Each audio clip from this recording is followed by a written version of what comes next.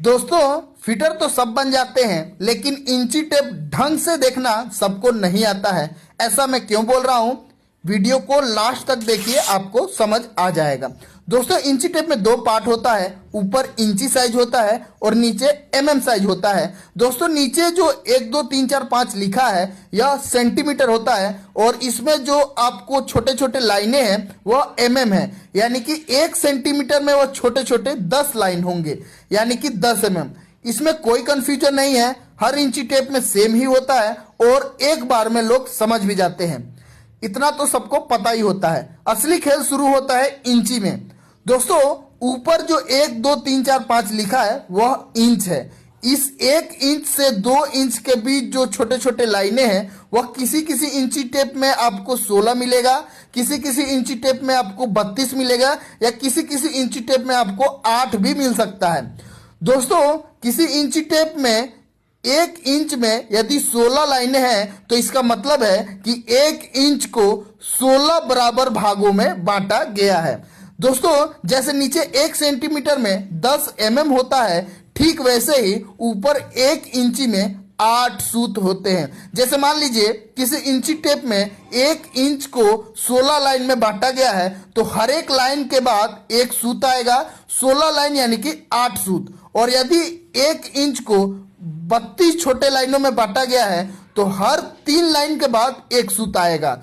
दोस्तों, इस सूत को कैसे लिखा या पढ़ा जाता है एक बार ध्यान से देख लीजिए।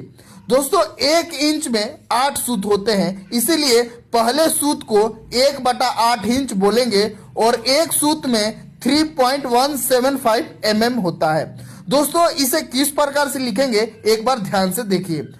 एक सूत बराबर 1/8 इंच फिर बराबर 3.175 एमएम होगा। 2 सूत बराबर 2/8 इंच लिखेंगे, फिर 2 से भाग देंगे तो बराबर 1/4 इंच बराबर 6.35 एमएम होगा। 3 सूत बराबर 3/8 इंच बराबर 9.52 एमएम होगा। 4 सूत बराबर 4/8 इंच, फिर 2 से भाग देंगे तो हो जाएगा 1/2 यानी आधा सूत 12.7 एमएम। 5 सूत बराबर 5/8 इंच, फिर इसको एमएम में करेंगे तो 15.875 एमएम होगा।